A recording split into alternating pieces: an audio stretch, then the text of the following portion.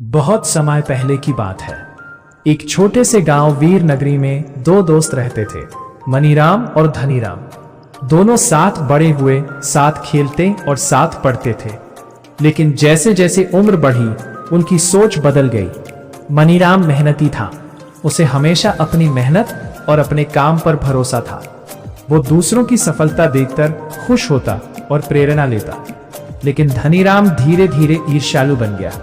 उसे हमेशा लगता कि दूसरों को सफलता कैसे मिल रही है, मुझे क्यों नहीं। एक दिन गांव में एक बड़ा विशाल मेला लगा। ऐलान हुआ कि जिसकी फसल सबसे अच्छी होगी वही विजेता बनेगा। मनीराम ने जी जान से मेहनत की। वो सुबह से शाम तक खेत में पसीना बहाता, मिट्टी सुधारता, बीज लगाता और हर पौधे को अपने बच्चे की तरह संभालता था। धनीराम भी खेती कर रहा था, लेकिन उसका ज्यादा ध्यान मनीराम पर था। वो देखता था कि ये कौन सी खाद डाल रहा है, इसका खेत इतना अच्छा क्यों लग रहा है। अगर मनीराम जीत गया तो मैं क्या करूंगा। कुछ महीनों बाद मनीराम की फसल लहलहाने लगी। खेत जैसे सोना उगल रहा था। गांव वाले उसकी तारीफ करने लगे। ये सुनकर धनीराम का दिल जलने लगा। उसने सोचा, नहीं, मैं मनीराम को जीतने नहीं दूंगा।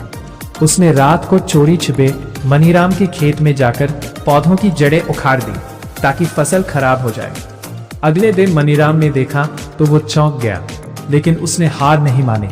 उसने कहा, ये मेरी परीक्षा है, मेहनत से ही रास्ता बनेगा। वो और भी मेहनत करने लगा। उसने दिन रात खेत में काम किया और धीरे धीरे उसकी फसल फिर से संभल गई। इधर धनीराम का खेत पानी की कमी और लापरवाही से खराब होता गया, लेकिन वो फिर भी यही सोचता रहा, मनीराम क्यों जीत रहा है, मैं क्यों नहीं। मेले का दिन आया। सभी खेतों का निरीक्षण हुआ। मनीराम की मेहनत रंग लाई। उसकी फसल सबसे अच्छी निकली और उसे पहला इनाम मिला। गांव के सरपंच ने कहा, मनीराम की सफलता उसकी मेहनत और सकारात्मक सोच का परिणाम है। उसने सिर्फ अपने काम पर ध्यान दिया, यही असली जीत है। सभी तालियां बजाने लगे। धनीराम वही खड़ा था और उसकी आंखों से आंसू बह रहे थे।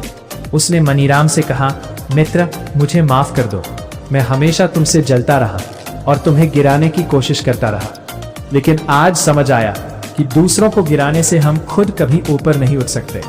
असली रास्ता मेहनत और ईमानदारी है। मनीराम ने मुस्कुराकर कहा, अगर तुम अपनी मेहनत में उतनी ही ऊर्जा लगाते जितनी ईर्ष्या में लगाई, तो आज तुम्हारा खेत भी सोना उगल रहा होता।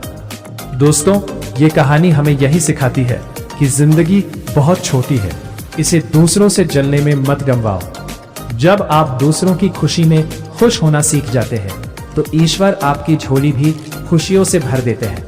हर दिन ऐसी ही प्रेरणादायक कहानियां सुनने के लिए बने रहिए हमारे चैनल उड़ान विंग्स के साथ। शेयर और कमेंट जरूर करें।